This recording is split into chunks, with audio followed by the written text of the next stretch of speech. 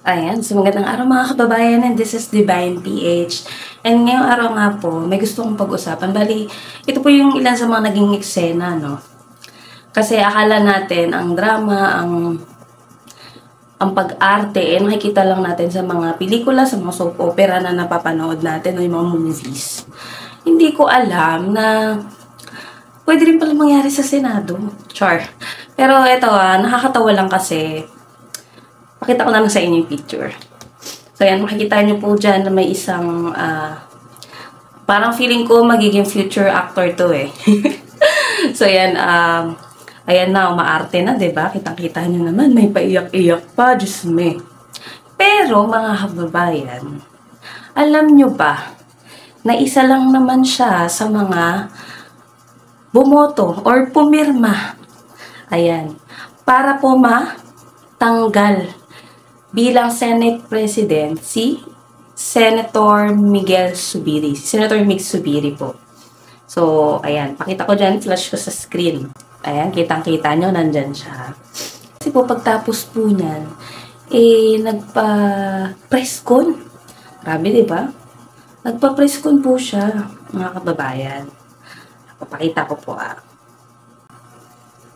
Grabe tong mga taong to talaga magaling gumawa ng drama. Magaling gumawa ng palabas.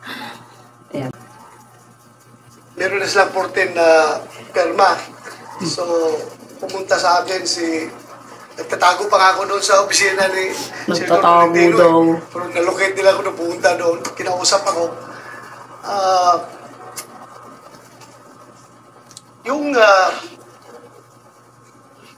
Sabihan ako na kahit na hindi na kailangan yung perma ko because they already have 14 and they only need 13 to unseat the Senate President.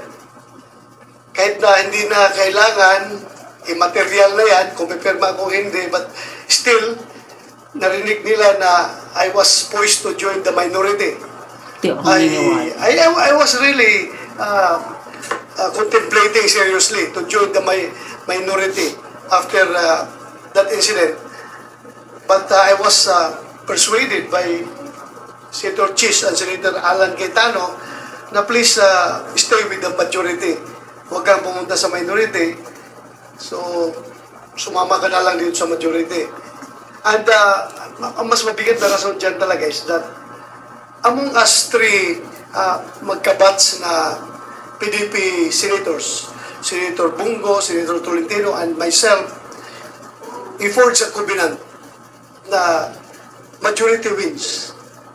In every voting situation, talagang kung lalabas sa voting is 2 against 1, obligado yung 1 sumunod doon sa 2, sumama sa 2. Paano papalusot? In this case, nangyari silang dalawa talaga ay nag-decide na sumuporta kay Senator Jesus Escudero. Ako ay naiwan. I want to stay with ayaw ko sana. Pero yun nga, may usapan kami na obligado sumama. So yun, pinirmahan ko yung resolution, but that was already immaterial because they already have 14 that they have already declared victory. But at least on my part, masaya rin ako kahit because Senator Chis is a very magnanimous victor.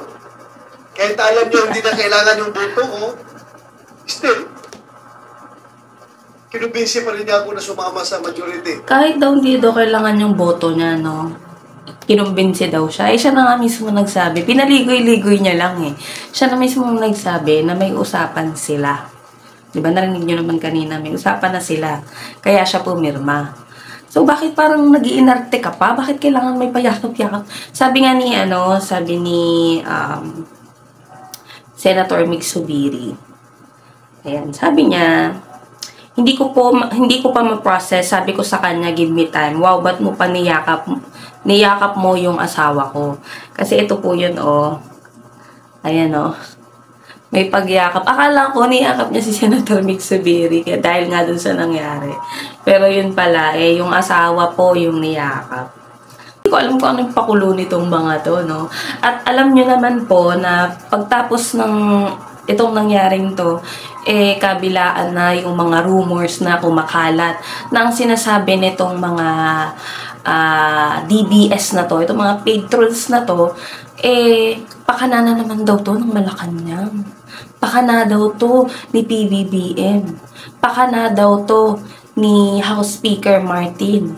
Pakana daw to ni FL Lisa. Oh, yun na naman po yung mga issue na ibinabato nila, yung mga narrative nila.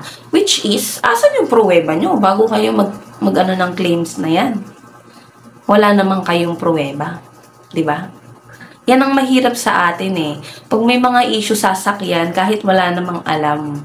Kahit wala silang alam doon sa nangyari. At syempre, nilinaw ito ito bago po siyang elected na Senate Majority Floor Leader na si Senator Francis Tolentino na ang sabi niya nga wala namang kumausap sa akin.